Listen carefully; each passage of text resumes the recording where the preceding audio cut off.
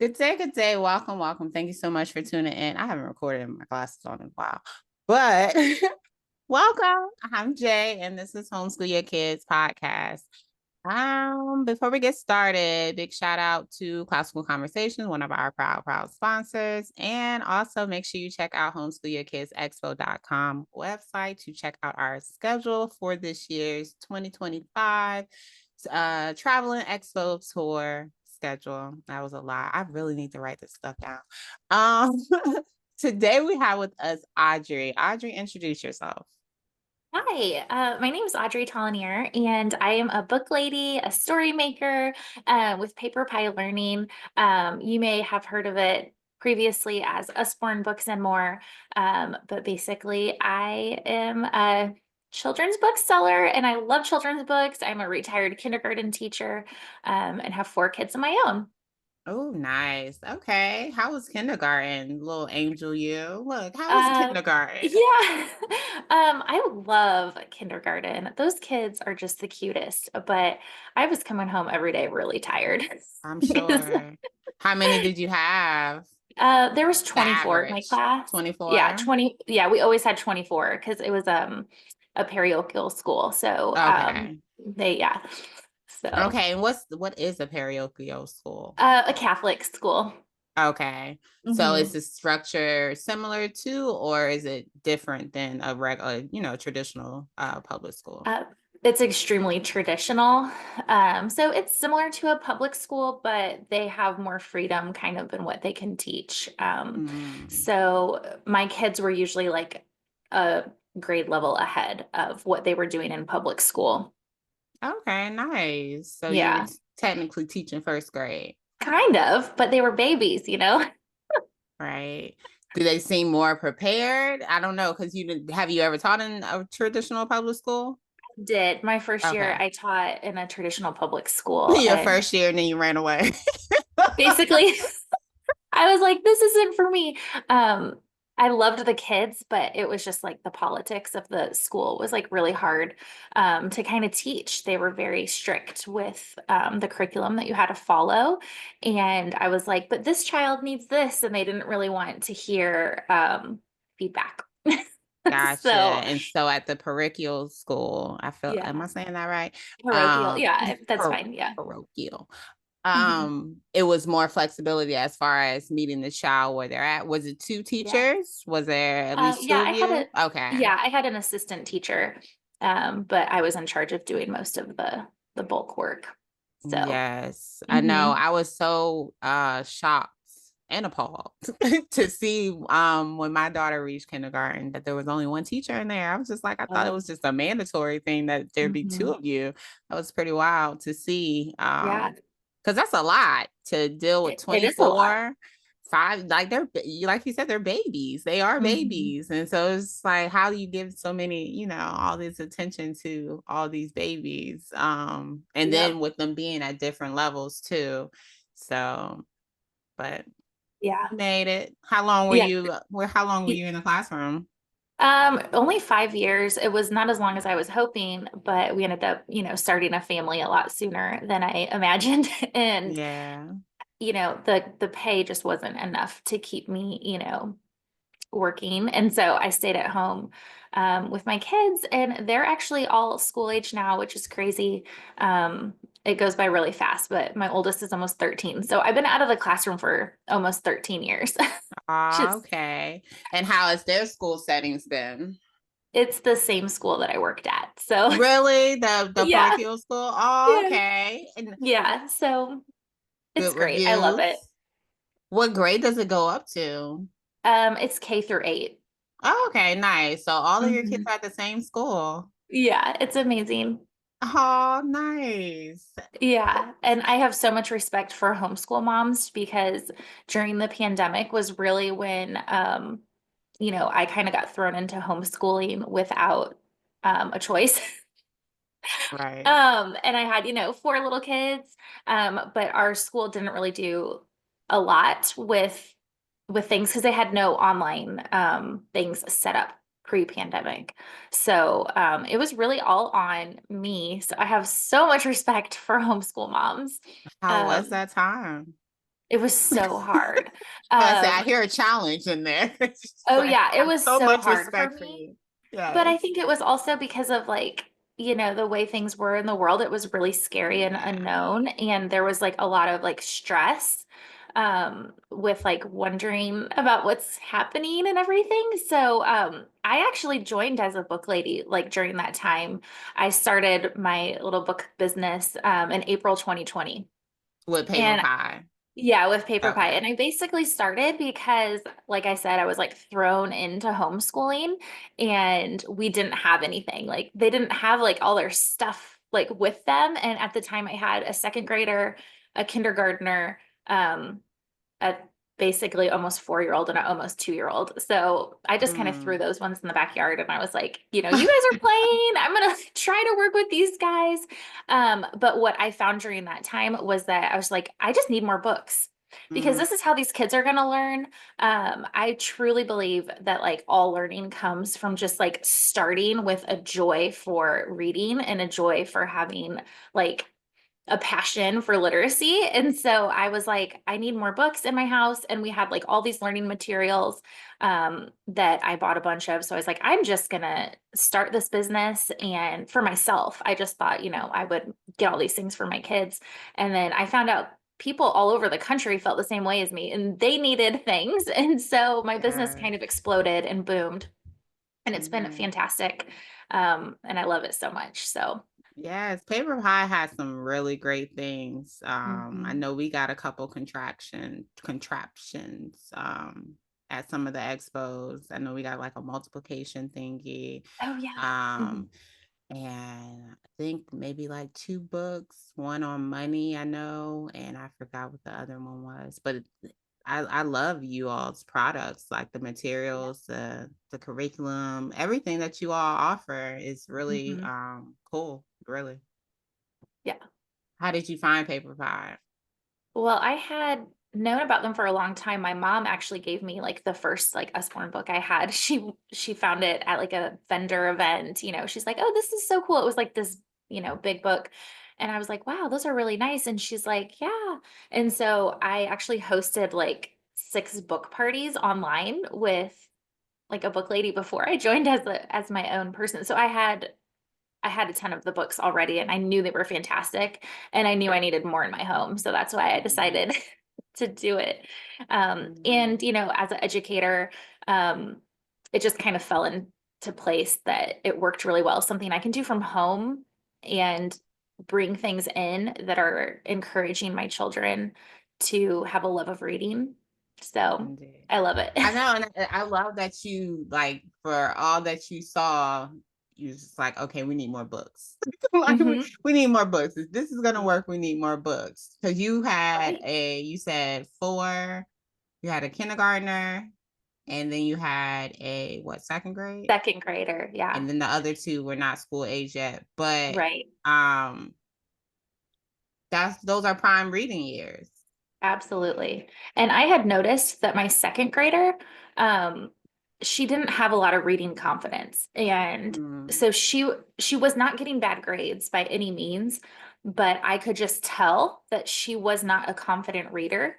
And I didn't want her to continue on with like feeling that she wasn't as good as her peers. Um, because I think a lot of times kids can compare themselves to people in their classroom Indeed. and I think she was doing that. And so for her to be at home was actually a major blessing because I was getting all these books coming in and we spent so much time reading together. Nice. And her confidence grew so much that when she started third grade, she was ready and her grades were awesome. So I was really very grateful for that time actually because she actually became a really great reader. Nice. Yes. Mhm. I love that you hone in on the confidence, like building the confidence, because that definitely goes a long Yeah. way. And we can't help but to compare, like even like my homeschool little people, they compare to, you know, school kids and things of that nature. Well, the oldest, the 8-year-old, she doesn't care about anything.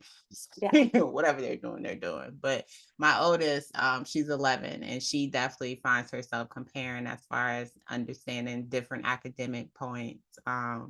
Like she doesn't know her multiplication like other kids and you know, things like that. It was like, well, honey, only way you can do like is keep practicing. Like we got to keep practicing, especially multiplications, memorization. So it's Mhm. like you just got to keep practicing, love, find some tricks and all that good stuff.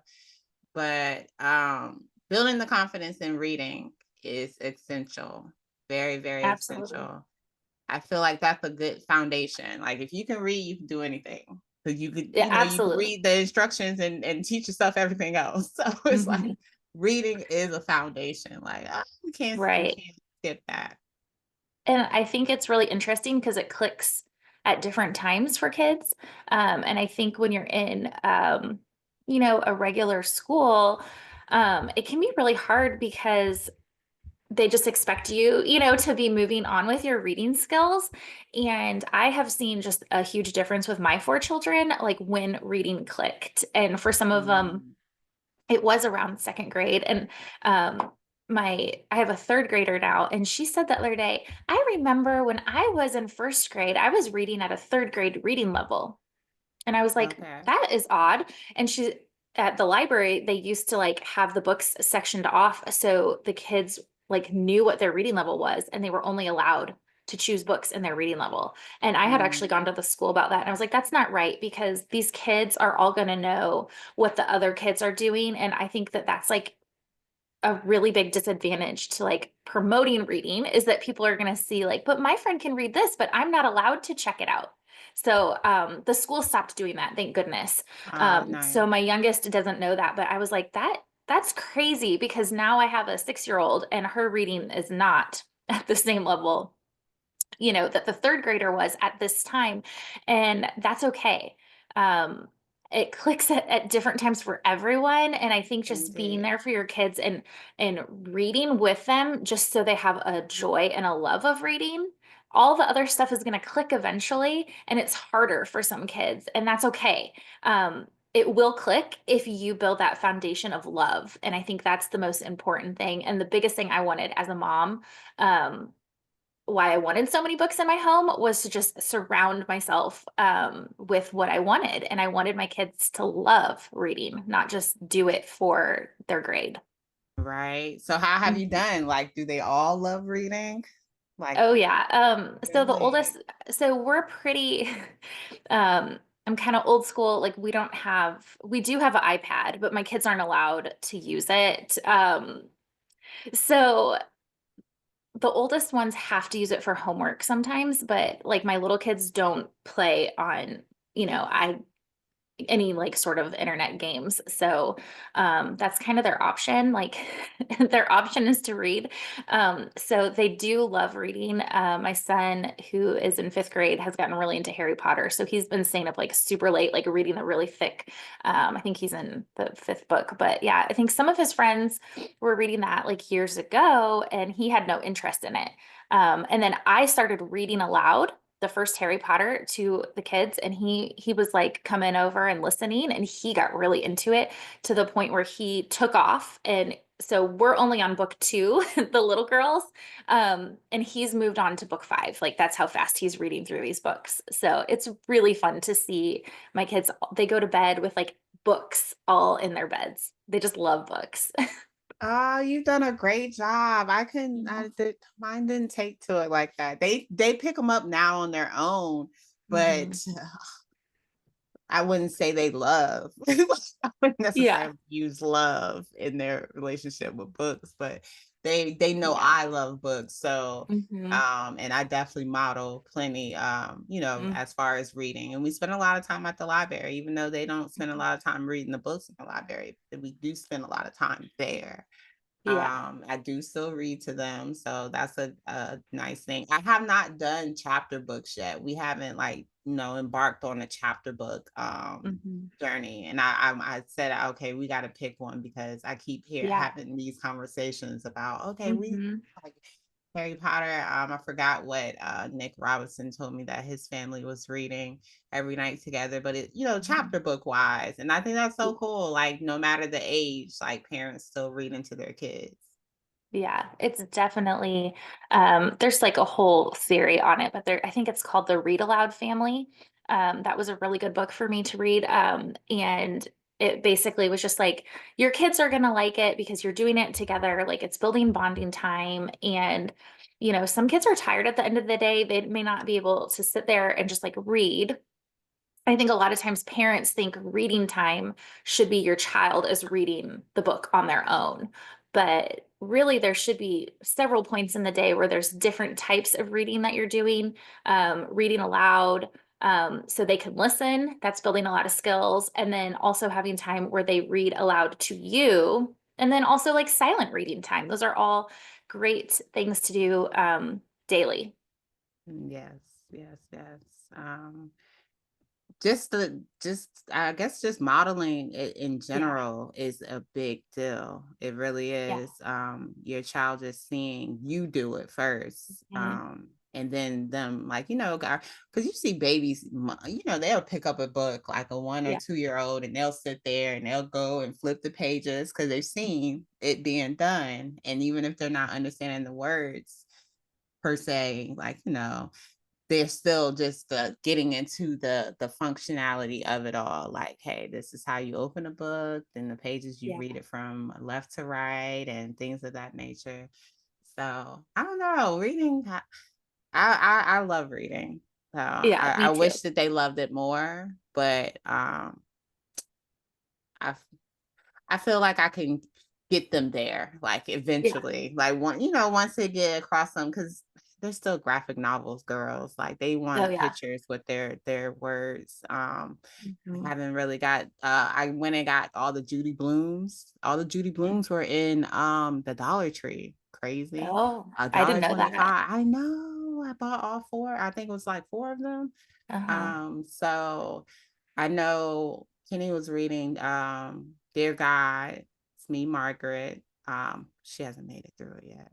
She hasn't made it through. Doesn't have any pictures. So a little visual people, I guess. Yeah. Patience is everything. I'm not Yeah. pushing them because I want them to love it on their own. Right. How is okay? So you said no technology. How is that relationship? How do you want to Um, introduce it later, or are you like, well, I mean, they're introduced to it just like naturally, mhm. through the world that we live in now. But I just feel very strongly about not having their own device with having a social media outlet on it. Um, because it is a time waster and I just want my kids to, be using their time like productively. And I mean, I see it with myself. If I get on social media, I'm like, Right, how did I just sit here for an hour? What am I right. watching? What am I doing?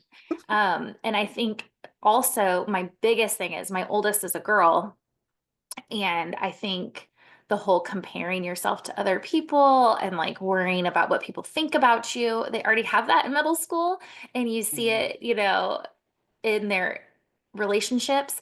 But to have that like easy way to be like, oh, you look ugly, or this is not, Yes. I just think that that is so detrimental to kids' self-esteems that was something I was extremely passionate about. My husband's like, you're kind of crazy, like like, and I'm like, I know, but I'm very educated on this topic because it was so important to me. Um, so I've read a lot of books, like I'm reading The Anxious Generation right now, and that one, it's I've that's heard about that eye-opening. one. Mhm. So yeah, all parents should read it. And I just think it's okay to have it, but it's good to have a healthy relationship. So even if um she's been begging for a cell phone, she's about to turn 13, and I'm like, I did the whole wait till 8 thing. So I was like, we'll wait till 8th grade. But we're here now. We're almost in 8th grade. So it's like I have to, ready or not, here it comes. But I think just setting up the tone that this is a healthy relationship, it's not allowed in your room alone. We're going to leave that in the charging station. You can have it for like however many hours a day, like after you do your homework, um, type of thing. So I Right. don't know. No, We'll it see is. how it goes. It's I totally feel you. Like, please Yeah. understand that. I do believe that um introducing them to technology is important. Like, I just had this Yeah, conversation yesterday because of where the world is headed. Like, absolutely. and where we're at with technology in general. I don't want them Hmm. to be behind, but okay, so I just committed to look, so I just committed to getting them tablets this year. They've had tablets several times over, over the course of the years or whatever. But these are different. One, because they have their own little internet service, blah, blah, blah, so you don't even need Wi-Fi. They can use it everywhere. But I don't know. It's different. And so Hmm. like I get all their information about their downloads, like what they download, as far as Hmm. apps and stuff. No social media, of course. No YouTube. It's Hmm. just dangerous platforms like that. Like, so much that can I come at know. them so quickly. But I do like my oldest does Duolingo, and she's doing Japanese, and she did that on her own. Hmm. And I love that. Um, she's into making CapCut videos. That's her thing right now, using the templates, make little videos. And so, like, I want them to do it more on a creative stance, and they know Right. that. Do they waste time and do whatever? Of course. Of course. But I Yeah. also have a time limit up there. They can't use it Hmm. before noon. They can't use it. I think it shuts down by like 10 or 11. And they can only use it up to 4 hours a day. And my oldest runs through it. Like, she's Hmm. like, oh, she loves her tablet. My Hmm. youngest, not so much. Like, I love that she's still staying away. She's still flipping and doing all her good stuff that she likes to Hmm. do. But it's like, okay, finding that healthy balance. Because my 11-year-old, Hmm. she's been asking for a phone since she was probably like 6 or 7. And everyone Hmm. around me, like siblings and everything else, are like, oh, well, I'm gonna get her a phone. Don't do that, because I'm gonna give it back to you. Like, don't waste your money. you know. But that phone thing is totally different. And even now, she's trying to get me to set her up on WhatsApp so she can have like calling abilities. We can text on her tablet. Hmm. Oh, it's just like I'm ranting right now, but I'm still Yeah, processing. I But know. it's a big deal. It really is. But it's like you can't avoid it, I but know. try to ease into it, I guess. Right. And I think it's the struggle that all parents these days are dealing with, and everybody has to find something that works for them and for Of their own course. family and what you feel is appropriate and healthy. I just like, I think there is just so much lost when kids only are on a tablet. Of And course. having, yeah, just having like healthy boundaries with it and showing them that they can go play outside and they can go be a kid. And if you're going out to a restaurant, like you can have a conversation around the table without having a movie playing. Oh, yeah. And I just think that there's a lot of that lost in society today. And I don't think that it's bad to have technology. I just think it needs to be a healthy A healthy balance, relate. you Yes, a know, healthy balance. and I a agree. healthy balance. And especially if you're a homeschool mother, like you're in a different situation than I am. My kids are at school all day, and they have time at school where they're on With computers, they're on technology, yeah. tablets, they do all the tech stuff there. So when they come home from school, I don't want them to go sit on a Oh, tab. You know, I want to spend time with them. I want to help them with their homework, and a lot of their homework is on technology. So it's not like they're, you know, we're not like Amish or something like with literally well, no no. like When TVs I or mean, they're tech, in you school. I know, but already like knew that they have a relationship with it. It's just, yeah. Yeah, it's just like, you know, it's just one of those things that you worry about. It's just like another thing to worry about. As a mom, like, am I doing the right thing? And can I, and I just think, we're all doing the best we can, right? We're doing the right. best we can with the tools we have and what we know. So No, and I love that you put that into perspective as far as about the teenage girls and the comparing and yeah, contrasting and the comments that they can come across and things like. I yeah. feel like that's the conversation parents need to have and need to be Mm-hmm. more intentional and conscious about, because that is a big deal. Like, it's enough, they're seeing commercials and things, and like you said, your peers in general, Yeah. but to go on the internet and post a picture and then have all these people that are telling you whether or not they like it or not liking it, Mm-hmm. a lot of pressure. Like, I just, even with my little social media posts for the homeschool, like Yeah. homeschool posts, it's like, oh my God, it's like, I don't even know how to have, I don't know what to do with that stuff, but it's just, Yeah. it's a lot and it's overwhelming. And I tell Mm-hmm. people, like, as far as social media with me, because you can find yourself like, oh shucks, it's been an hour already. Like, how did I Mm-hmm. get here? I don't have social media on my regular phone. And it's so funny because Oh, I'll go out and people will be like, oh, what's your Instagram, or follow me? And I'm just like, oh, I'm gonna put in my notes and I'll do it when I get home. I don't have it on my regular phone because I never want yeah. that to be my downtime. Like, that's just me. That's When I'm awesome. out and everything, I don't want that to be my go-to. I actually play Mm-hmm. chess. Like, that's my Yeah. that's my little guilty pleasure. I like to play chess a lot. But I get how caught up, and that's the thing too. I don't think Yeah. adults realize how caught up they are in social Oh, media, oh as yeah. far as the use of it, because it's become such a normal thing and such a everyday, like, oh, like Mm-hmm. TikTok, and where you get that from? Oh, TikTok. Like, so, Mm-hmm. like, it's like, okay, okay, oh well, it's like you're trying to fit in but you can't, because Exactly. I didn't see it, I don't know, I how did you know. send it to me? I don't know. Yeah, exactly. It's a lot of pressure, It is. to stay up with all the things. And I knew it was going to be a problem when I heard the iPhone was coming out. My friend was like, "Oh, there's this new phone, and like you can take it anywhere, and like you can get like internet, and you can do like all this stuff." And I was actually pretty late to the iPhone game because I was like, "That seems kind of creepy. Like, how can I?" Like, I like to have my email on my computer. So like I come home and then I have like a designated time where I'm gonna check my emails for the day. I'm going on there like one time. And now it's like I get an email, I'm like, oh, I gotta respond immediately, And see, and look, I it's have no notification set up. yeah, No, like, I don't get notified about right. anything on my phone except for a text message. Right. And that's a big thing. Turn the notifications off so you don't see Yeah. it. But I think that that makes people feel like rushed to do things. They're like, That's, yeah, oh, I'm and about I to say need that's an where the immediate. anxiousness comes from. Like, you Yes. talk And they about need reading the book, An Anxious yes. Generation. Yes. Yes. They think they need an immediate response. And it's like, no, you can ask a question and then get an answer about it tomorrow. Like that's okay. Yes.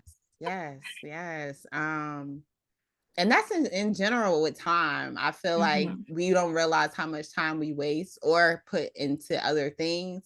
And then Hmm. you feel like all crunched up to do, like, I guess what it is you should have been doing in that time. And Yeah. it's just like, oh, like, people be like, oh, I know you be doing so much. And I tell my friend all the time, it's like, I don't feel like I do a lot because I know how to stop.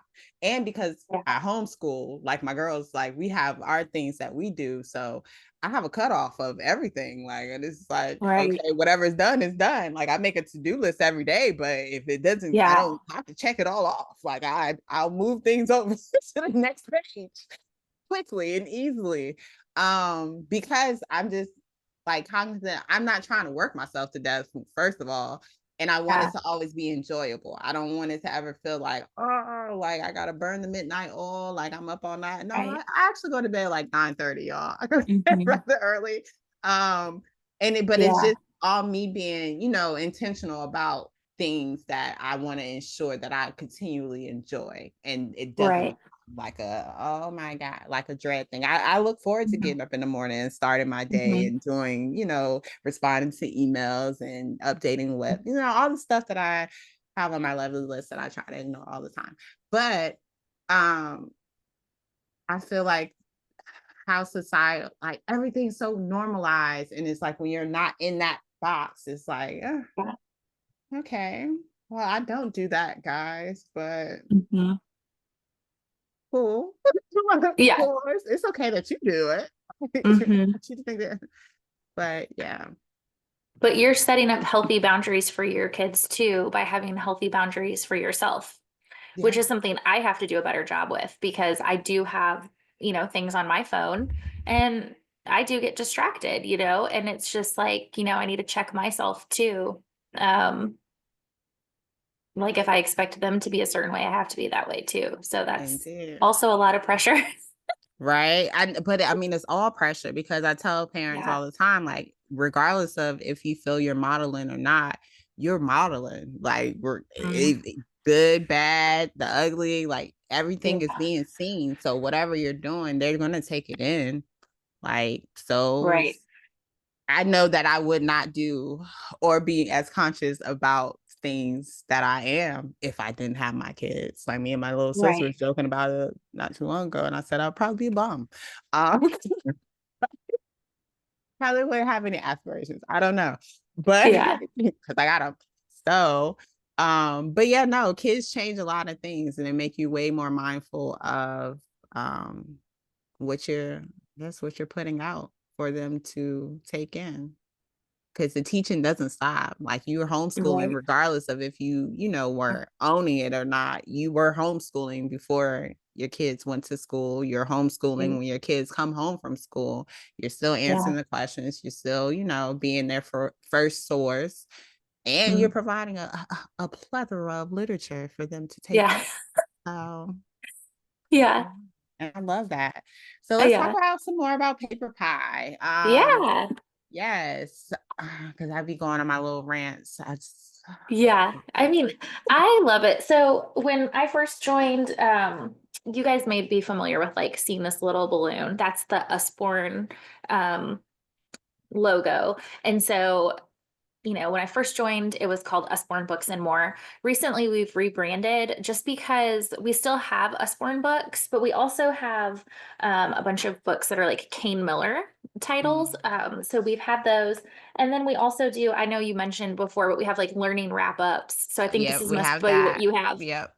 I had these when I went to school. Like Really? I remember doing these in school, but I was like, these are awesome learning materials. So yeah, we have Smart Lab toys too, which are some like STEM kits and stuff like that. So that's kind of where, you know, we had a different name change in the last 2 years. But I love it. I've been doing this for almost 5 years now. And I do like book fairs for schools, preschools, daycares. I work with in the community to get like a book drive to get free books out there. Um, I'm doing like pop-up book fairs with this Read to Succeed program that the Catholic Charities is putting on. And it's awesome because we're just like going into communities and setting up a book fair and kids get to come get free books. And Oh, so it's, nice. yes, I love it. So that has been really fun for me. I love getting out in the community and helping kids just like find something that they like. And so that's really what I do. But a lot of my business is online. I mentioned earlier that I used to do like book parties online. I would host a party, and that just meant that I would do a party. I would invite my friends to it on Facebook, and they would come shop. And then the host gets like free and half off book rewards.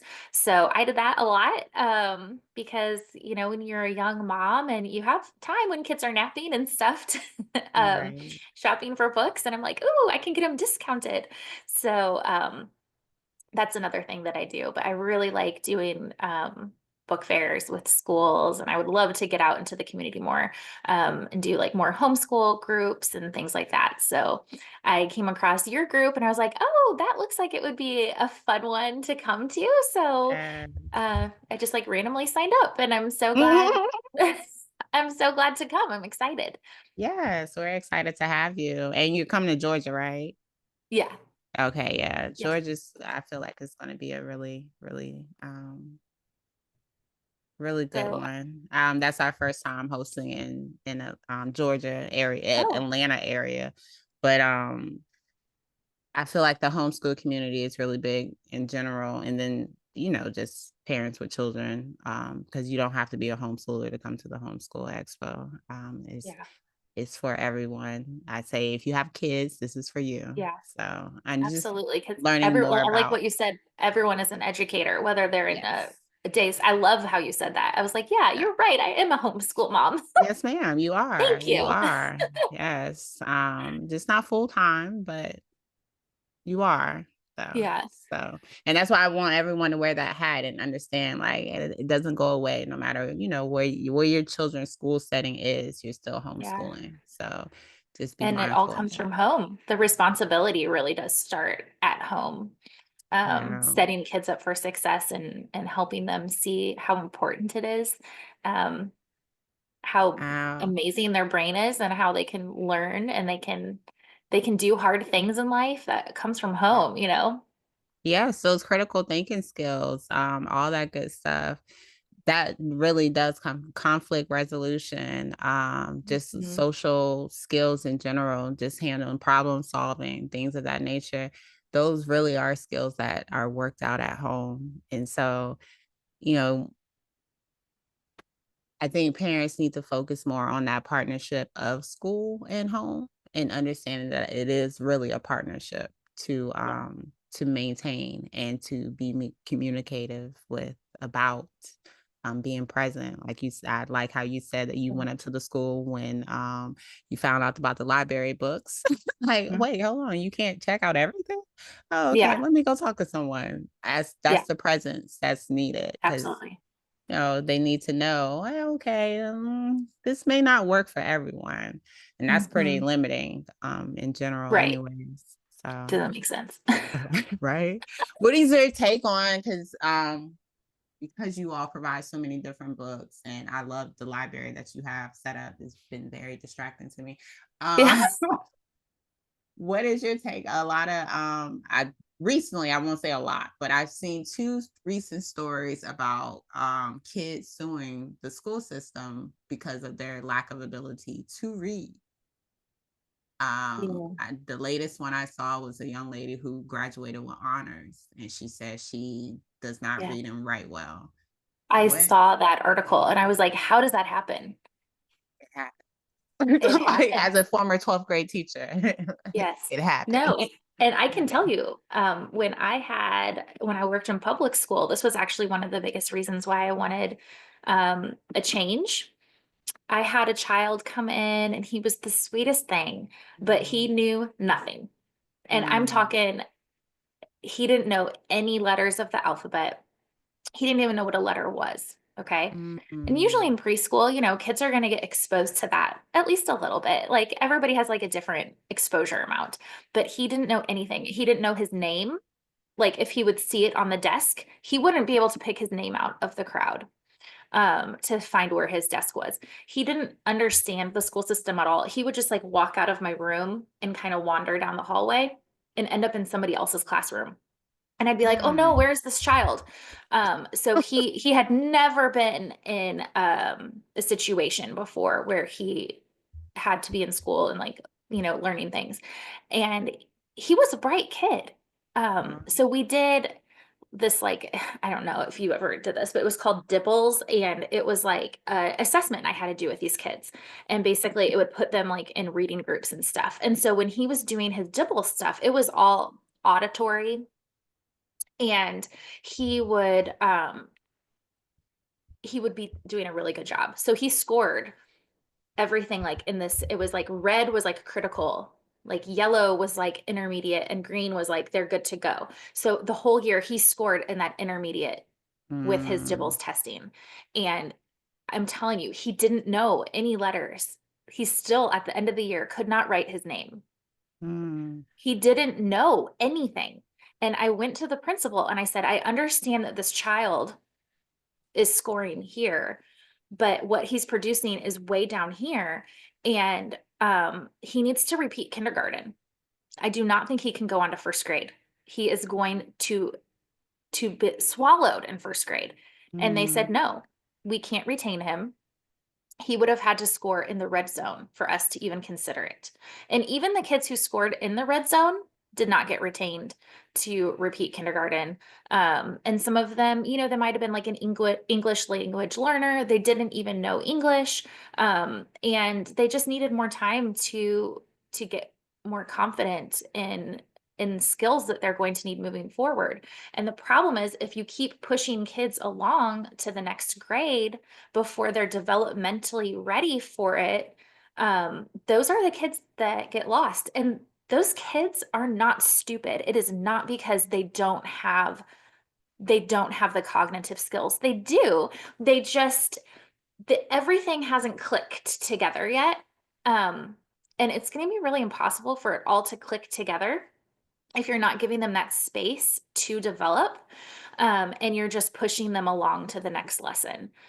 Nothing is going to get retained. So I think what happens is those kids learn very great coping skills and they learn how to pretend that they know what's going on and they Right. can get by with mediocre grades. They can get by to the next grade, getting in that intermediate zone, and they can get pushed along and pushed along. And then they realize, they actually don't know what they should know. And I think it's the parent's responsibility a lot of times to take to see what is your kid doing. But the problem is a lot of these parents don't know. They don't know because they are not educators, and we shouldn't expect them all to be educators. Um, Mm. but it's just like you said, the communication between the parents and the school, and really like figuring out like what is going on, and then having an administration that will actually listen to you and as a professional and say like, okay, tell me why you think that this child can't go to first grade. Like, let's look at the whole evidence. Let's look at the whole child. Let's observe him. Let's see, like, let me work with him. Like, what's going on, instead of just, nope, he's fine. Push him along. Right. And I had a very hard time with that. I lost sleep over. Yeah. I think about that child all the time. He's Uh, probably he's probably, 22 years old now, and I think about him all the time. Where did he end up? I've even Googled his name before because really? yeah, just I worried have some about him. students like that too. Yes. Yeah, just worried about him. I mean, it makes me want to cry, but just worried. Yes. Where did he end up in life?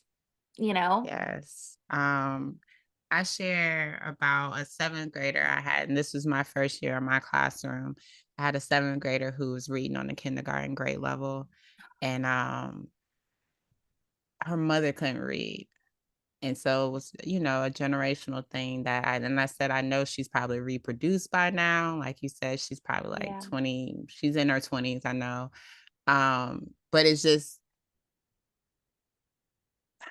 I don't think kindergarten readiness is talked about enough, as Yeah. in the terms of understanding that your child's going to be placed into a classroom when they get to kindergarten. Because a lot of parents, time is time. Like we talked about it, time management wise. A lot of parents are working 2 and 3 jobs right about now, Yeah. just to make the bare minimum and keep up with just life. So a lot of times your children's education, it does fall to the wayside because you're busy. And I get that and I understand that. But Absolutely. in having kids, as this young lady who wrote a book called Your Greatest Investment, Mm, they are essentially. And so to have a child and understand that, okay, eventually they're going to have to enter into this public school system. And I want them to be the best prepared for it. Because once you get in there, like, and I'm sure you've seen, I know teachers see it all the time, it's really hard to catch up a child once they're behind. I had 10th graders reach me on the third grade level. I had 12th graders reach me on the third grade level. So understanding like that there's some kind of loss being happened in elementary school. And that's why my observation, elementary school, somewhere along the lines we lose them and they still get pushed along, because that lovely No Child Left Behind, so they get pushed and pushed and pushed, and then you get them and they're graduating 12. I have a 12th grader who I think about all the time and I wonder how he's doing, but he had a job, and I tell people like, by all means, he could not write a complete sentence, but he was working at Walmart already as yeah. as a senior. So it's like, okay, well, what benefit how would it benefit him to be held back if he's already made it here? He's at the finish line. So why are we going to say, okay, Yeah. boom. Right. But that's a norm right now. And I feel like if people were to really, and I feel like the conversation is being had, of course, about the literacy rate of America, like as a whole. Like it's not it's no certain area. It's every state is facing a literacy crisis right now. As far as our kids not, or young adults not being able to read, not even kids, they are out there in the world.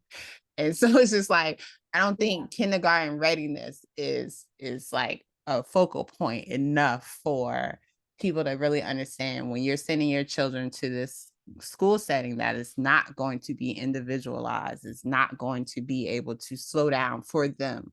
It's it's not, that's just not how how it's made or created. Your child will fall behind if they're already behind. If your child's coming into kindergarten not recognizing letters, if your child's coming in kindergarten not having ever held a pencil or not knowing what their name even starts with, you've got to understand that your child's going to be behind, and it's going to be very hard for them to catch up if you're not doing your part as far as homeschooling them. Right. And I think the problem is like my principal says it all the time. Like in kindergarten through second grade, you're learning how to read. You're building those foundational skills. Third grade comes and you are reading to learn. All of your lessons are in a textbook and you have to know how to read by third grade. And if those kids are not getting those early literacy skills, they get to third grade and it's really, really hard. So I think that's why we see people plateau off at a third grade reading level. And then that's I when the think, like I testing said, they learn becomes how so to cope. prevalent too. Yeah, they learn how to cope with it, and I think they are doing, I feel like in the school system, they're doing a better job with trying to get like learning disabilities diagnosed. But the red tape to go through all of that with your children, it's like, it's almost crazy. And then I also feel like there is almost like an overdiagnosis of things where it's like, do they really have a learning issue, or does their brain just work a little bit differently, and we just have to kind of work around, figure out how that works for them. But do we really need this to be, there's just a lot of things in education that, it's a lot. I know. Just more things for parents to worry about. But I think that the literacy crisis is huge and scary. And when I read that same exact article you read, I was just shocked and horrified that woman was able to be in the honors program and not be able to read or write.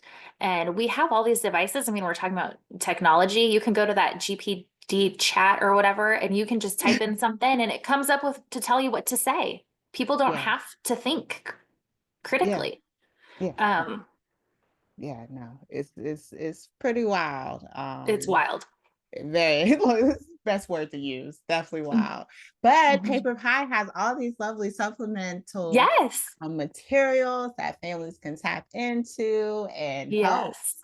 It does not have to be a homeschooler. Like these are materials for kids, like the school age kids in general. Absolutely. And maybe even older than school age, really. Because like I told you, we bought a money book. Yeah, I know. I Do you grabbed have some it? stuff. Look, do you know? Yeah, I grabbed some stuff over here because I'm like, yeah, there's some lot of fun things. Like we have like lots of books that are picture books, but they have like higher concepts, and this one is like a shine a light series. So you have like a flashlight that you shine behind the page and like, I don't know, just like fun interactive stuff to make kids want to pick up a book more, because like who doesn't want to read with a flashlight, Right. just making things more interactive and like you said a money one, you might have had something like this that was similar to money, but there's like flaps, and these are like older kid concepts, Mm. but just making it inviting. You said your daughters like love graphic novels. Like my kids like pictures too. So it's like, teaching them like through pictures. There's just a lot of kids who are visual learners, and we have all sorts of learning materials that help all those kids. And, we don't have like a curriculum. We are like a supplemental to the curriculum that you're already doing. So like anything that you need, like if you're going through, like your child's having a hard time with like multiplication, like, um, we have like puzzles. So my kids will do these puzzles and stuff. So this is like the times tables. Nice. So yeah, we have all sorts of fun things to make learning, not just from a textbook, Indeed. Where do we which I find love. you? Where does Audrey's reading corner. Where do we find your paper pie? Because I know you all are, all individualized as far as how we can access you in particular. How did I find you? No, Or no, how how do we did find you? How do Oh, how do you find me? website? Oh, yeah. Yes. So, I actually have my own website that Okay. takes you to my paper pie website. So it's very easy. It's just audreysreadingcrew.com, to make it super easy so people can do that. I also have like a Facebook group, that I post like literacy stats, and like, I do lots of online presence stuff on Facebook, which is super fun. But yeah, audreysreadingcrew.com is my website, Nice. and I And we'll love to have that help. available. Yes, we'll Yeah. have that available in the description. Yeah. And could you speak a little bit more on the hosting aspect? Because I Yeah. know that is a thing as far as parents being able to host Mhm. reading parties, or I Yeah. don't know what they would be called. Yeah, it's a book party. It's just really easy. Like you invite your friends, and you can kind of do it. I do most of mine on Facebook, but you can do it like in an email if you don't want to do it in person thing. But it's just a way for people to gather, learn about the books, and then whoever invited you is the host, and they get free and half off book rewards. So it's a great program for people who want to build their home libraries. And then I also do a lot with like supporting other women who want to start their own business. So I Mm. have a large team of like book ladies under me who go out and do the same thing. They find people in the community, that need book fairs, and they do online parties, and I like support them as like a leader, to help them with their business and help them have an online, um, side gig. So that's something else that I do. Um, I have like recruiting and, stuff like that. And that has been really fun for me, because I like to help people. That's like my Enneagram is like the helper. Oh, So nice. me helping families find books, and me helping like women have not, it doesn't have to be a woman, it can be a man too. I just don't have any men. But, helping people, um, have another outlet, is really fun too. So there's lots Nice. of degrees to my business, but, all of them kind of come back to helping people. Nice, nice, Yeah. nice. And I appreciate you for that. Yeah. Definitely. Because we just need a little direction. And then it's like, you remember the Tupperware parties that people used Yeah. to have? That's what this is. It's like Yeah. you can have Basically. a book party, Yeah. like instead of the Tupperware. And that's cool. Yeah. Like, I love that. So, Yeah. It yes, is cool. yes. So before I let you go, three things you would want families to take away from here. You don't hear anything else, hear these three things. Think that instilling a love for reading with your family at a very early age, reading with babies, reading with your little kids, just building that foundation of love and literacy is going to be so wonderful for your kids, and having a full home library. And going to a public library is great because you can get like lots of different stuff too, but having your own personal library is also really, really great for families, to be able to pull off their own shelf. Um, and the other thing would just be that, getting out into the community and sharing books with children is really important. And one of my biggest passions is, helping lower income families be able to have access to books. I have a little free library in my front yard, and like I love donating books out into the community. So we have a lot of resources to help with that. If you have a very big, like, mission-minded heart that you want to get out into the community, like I would love to partner and help organizations get free books. That's my biggest passion. And lastly, that you're doing a great job as a parent just by showing up every day and loving your kids. And all of us can do things better. And, just because I say, I do something one way does not mean that that's the right way. Like, it's just what works for my family. But it was really fun, to just come on here and like talk about that. And I love your whole outlook because I'm taking away things too that I'm like, okay, I need to do better with that. And Yeah, no, your home, your way, learning always. Yeah. Yes, learning every day. Every day we're all out in the world, you can learn something new. And I think that's the coolest thing about picking up a book is that you can learn something new and books can take you places. So Indeed. those are my takeaways. I love that. Those are great takeaways. I'm stuck on the book box or the free library you have because I love book Yeah, boxes. My girls know that anytime we spot one, I'm pulling up. I want to absolutely. see what is in there. I found some really great things in some book boxes. More for me per se, not necessarily Yeah. for them always, but Yeah. just some really good finds. I love book boxes. But yes, parents understand that there are resources available. That's always the key to these conversations. And I'm glad Audrey put and you I think y'all should know if you are a regular listener. Like I'm very big on the home, your way. I love talking to parents about what they do in their home by all means, because ideas are ideas and that's how we grow and learn from each other. But no one way is any right way. It's your home, your way, always. I'm big on that. I'm a free bird, so I like people to be free to be them. Absolutely. I just want you to live in that, and no comparing and contrasting. Okay, we just learn from each other, learn.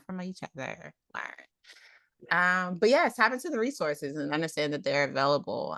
Whatever you feel like, Paper Pie really has a lot of cool resources. They really do. And I can speak on that personally. Like I said, we, incorporated a couple of things into our everyday from Paper Pie. So they are definitely worth checking out. So check out Audrey's Learning Crew, Audrey's Reading Crew, Reading Crew, audreysreadingcrew.com. Yep. Audrey's Reading Crew. And this is why it's in the description because I butcher Yeah. everything. And But I have Audrey's Reading crew. Crew.com. Yeah, I have crew right there. And just Oh, like one last little cheesy thing. I am Audrey's reading crew because I have 4 kids and their names are Camille, Rose, Elsie, and William. So I got aw, crew because of my kids' names. So that is cute. yeah. That's cute. Nice.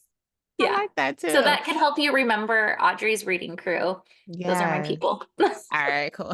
Yeah. Gang. All right, homeschool your kids. Yeah.